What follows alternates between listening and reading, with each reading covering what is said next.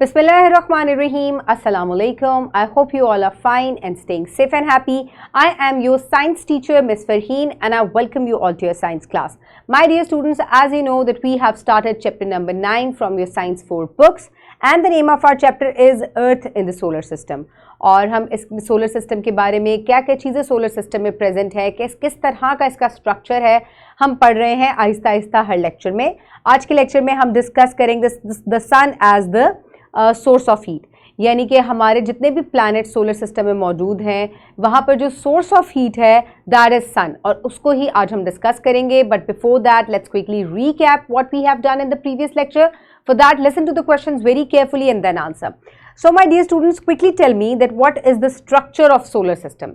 Solar system का structure क्या है? Just quickly think, अपने जहन में लेकर आए. मैंने आपको एक working model भी दिखाया था, मैंने आपको मुख्तलिफ pictures भी दिखाई थी. तो solar system का किस तरह का structure है? Very good. The sun is in the center and the rest of the 8 planets are revolving around it in a fixed path that is called an orbit. और इसके अलावा सोलर सिस्टम में हमने पढ़ा था कौन कौन सी चीज़ें मौजूद हैं प्लैनेट्स के अलावा. Meteors and asteroids. Previous lecture में अगर आपको याद हो तो हमने एक एस्टेरॉइडल बेल्ट जो है वो भी बनाई थी. और क्या आपको ये बात याद है कि वो कौन से प्लैनेट्स के ऑर्बिट्स के दरमियान में मौजूद है? Very good. Mars and Jupiter के ऑर्बिट्स के दरमियान में एस्टेरॉइडल बेल्ट मौजूद है. Very good. Okay my dear students, now let's quickly move forward towards an activity. आज के लेक्चर को हम एक एक्टिविटी से स्टार्ट करते हैं. बहुत ही फन एक्टिविटी है. Let's quickly move forward to it.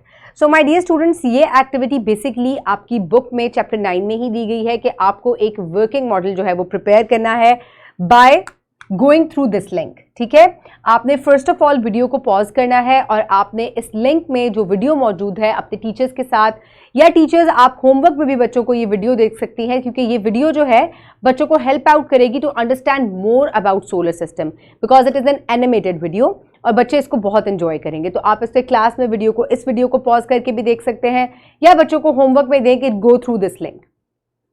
अब आ जाते हैं कि हमने एक वर्किंग मॉडल प्रिपेयर करना है सोलर सिस्टम का, और उससे जो रिलेटेड फिनोमिनन है उससे. So I have prepared a working model of solar system. और इस मॉडल में कौन कौन सा मटेरियल रिक्वायर्ड है, सबसे पहले आप मटेरियल को नोट डाउन करें. आपको डिफरेंट साइजेस के बॉल्स चाहिए, ब्लैक चार्ट पेपर चाहिए, सिल्वर मार्कर चाहिए, and you also need paints to colour the balls. Yes, okay my dear students, अब हम वर्किंग मॉडल जो है उसको स्टार्ट करते हैं. मैं आपको एक्सप्लेन करूंगी क्योंकि मैं ये मॉडल जो है वो बना चुकी हूँ. सो माय डियर स्टूडेंट्स, हमने सेंटर में, एज यू नो, हम ये चीज पढ़ चुके हैं that the centre is the solar system, that the centre is the solar system, and the center of the solar system is the sun and the 8 planets are revolving around it. तो आप देख सकते हैं कि मैंने black chart paper को thermopol पे paste किया है. आप इसको थर्मोपोल पे पेस्ट ना करें, दैट्स अप टू यू. और उसके बाद मैंने ऑर्बिट्स जो है वो सिल्वर मार्कर से जो है वो सब फर्स्ट ऑफ ऑल ड्रॉ किए. Then I painted the different sizes balls, और उसके बाद मैंने एक पेपर लिया और उसके ऊपर जो है तमाम प्लैनेट्स के जो है वो नेम्स लिख लिए. And then with the help of straws, ये देखें, ये स्ट्रॉज की मदद से मैंने ऑर्बिटल जो है लिंकेज जो है बिटवीन द, क्योंकि अगर आपको याद होगा हमने एक एक्टिविटी की थी जिसमें मैंने आपको बताया था कि किस तरीके से सन जो अर्थ जो है वो सन के इर्द गिर्द घूम रहा है, तो मैंने एक स्ट्रिंग के साथ बॉल को अटैच किया था. तो इसी तरीके से just think that this is the string that is holding all the planets into the orbits. और उसके बाद it is working which in which you can see that all the planets are revolving in a fixed orbit. देखिए हर planet जो है अपने orbit में घूम रहा है.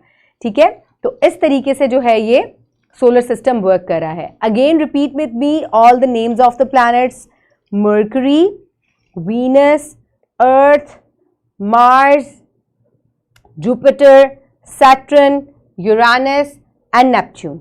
सो दिस इज हाउ. इसको मैंने एक प्रोपेलर के साथ अटैच किया है with the hole in the chart paper and the thermopol sheet, और नीचे जो है मैंने इसको पिन कर दिया है विद द स्टिक. तो इसकी वजह से जो है आप ये देखिए प्रोपेलर की वजह से इट इज़ मूविंग.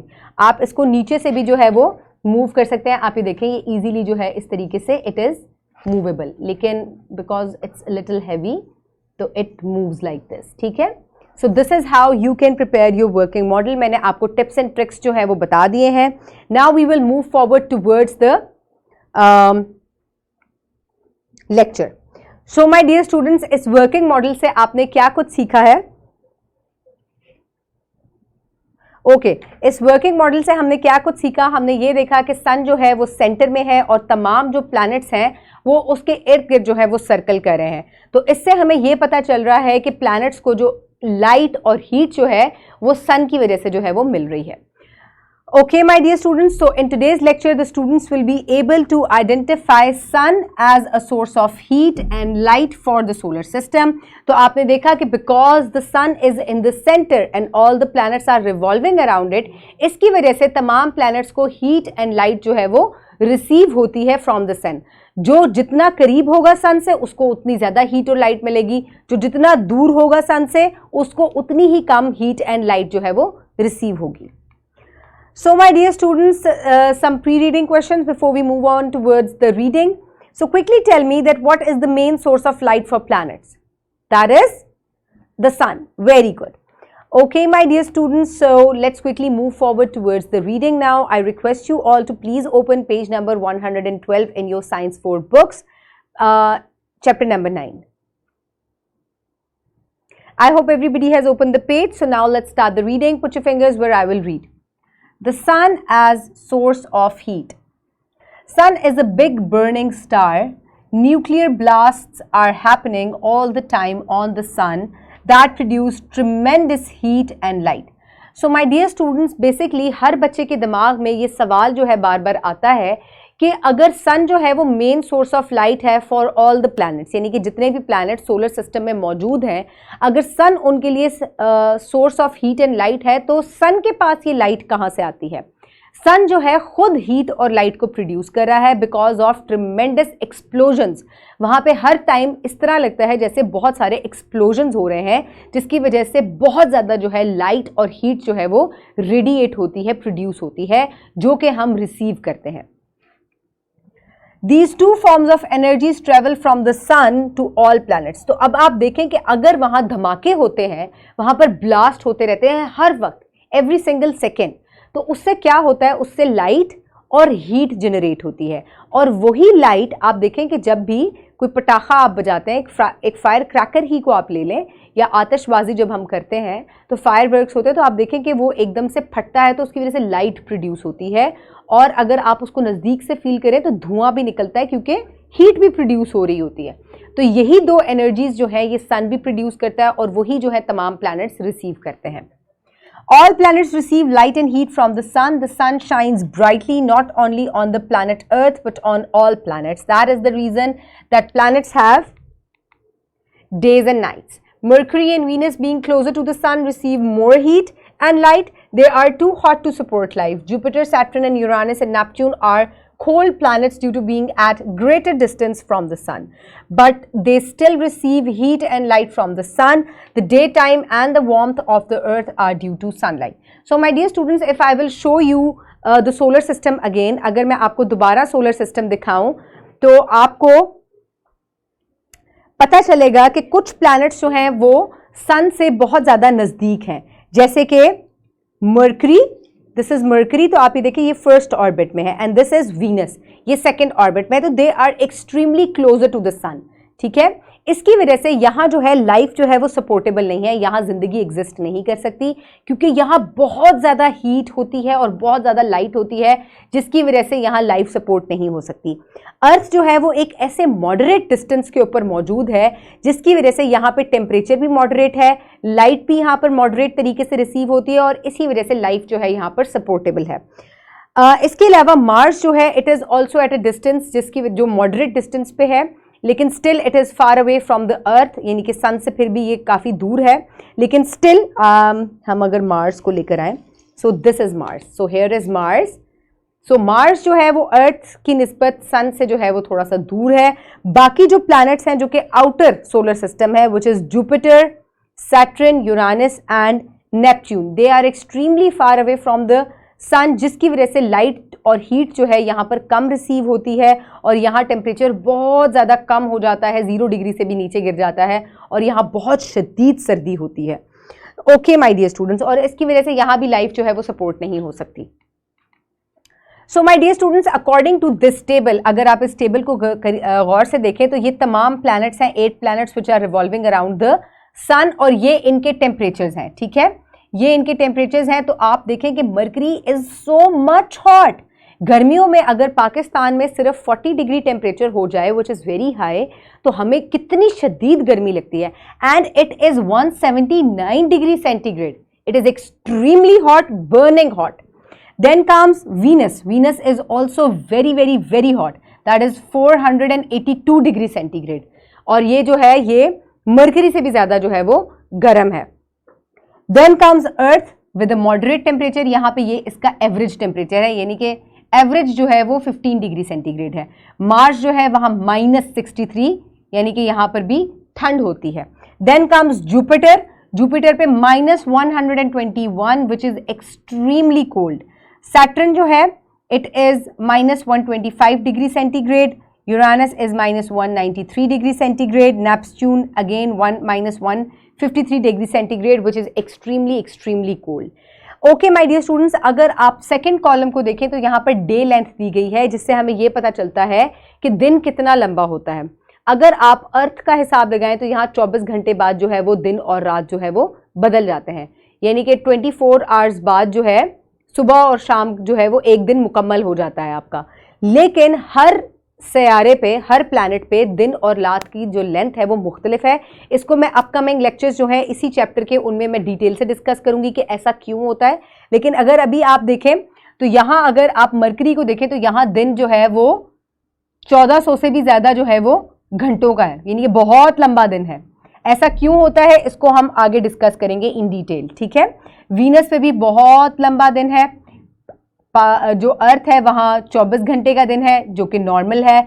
मार्स पे इट इज़ 24.5, यानी कि अर्थ से थोड़ा सा लंबा दिन है।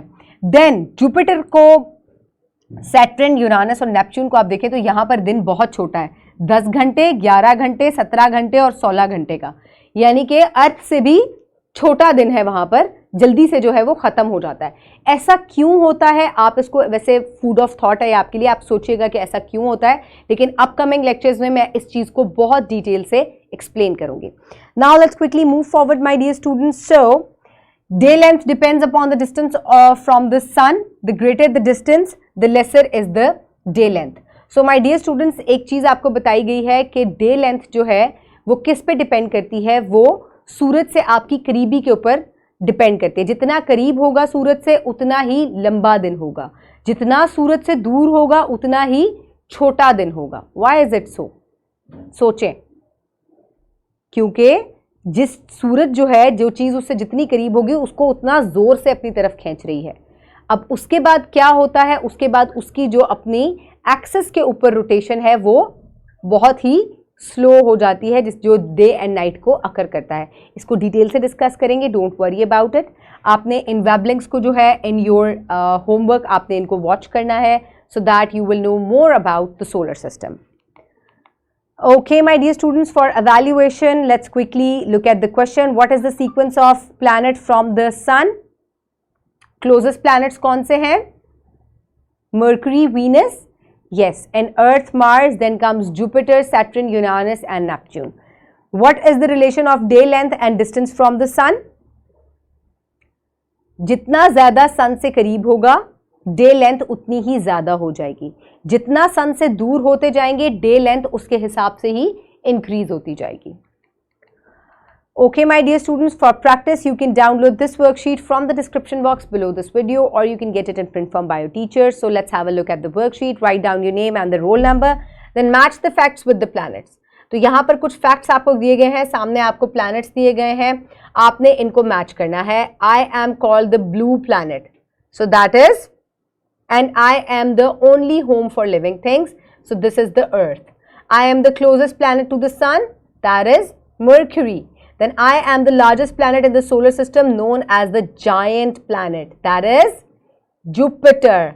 I am the only natural satellite of the Earth, that is Moon. All the planets revolve around me and I am a star, that is Sun. Very good. So on which length of the day and night of the planets depend? It depends upon the distance of the planet from the sun. Okay. Okay, my dear students, the next part of the worksheet is write the sequence of the planets from the sun. अब आपको planets का sequence लिखना है from the sun. ठीक है, कौन सा जो planet है वो sun से कितना करीब है और कितना दूर है, उस sequence के हिसाब से आपने उनके जो है वो names लिखने हैं. So for MCQ you will do question number 3 and 4 given on page number 120. ये आप book में solve करेंगे in your homework, and in your notebook you will do question number 1 from section number C, page number 121, and repeat the project at home. So my dear students, आपने section C का जो question है 1 वो आपने अपनी notebooks पे करना है. इसके अलावा जो project हमने start में किया था as an activity, working model जो है आपने उससे रिलेटेड जो वेब लिंक है उसको भी वॉच करना है, and you will also try to make the project at your home. So my dear students, this is it for today. So today what we have learned, let's quickly wrap it up. So my dear students, today we have learned that sun is the source of heat and light for all the planets. तमाम planets के लिए source of heat and light जो है वो sun है. Why is it so? क्योंकि इसके ऊपर explosions होते हैं जो कि heat and light जो है वो produce करते हैं. And day length on the planets depend upon the distance from the sun. So कितनी दूर कौन सा planet है उसी हिसाब से जो है वो day length जो है वो depend करती है. So my dear students, thank you so much. I hope you have learnt a lot of things from today's video. Keep everybody around you safe. Have a good day. Thank you so much and Allah Hafiz.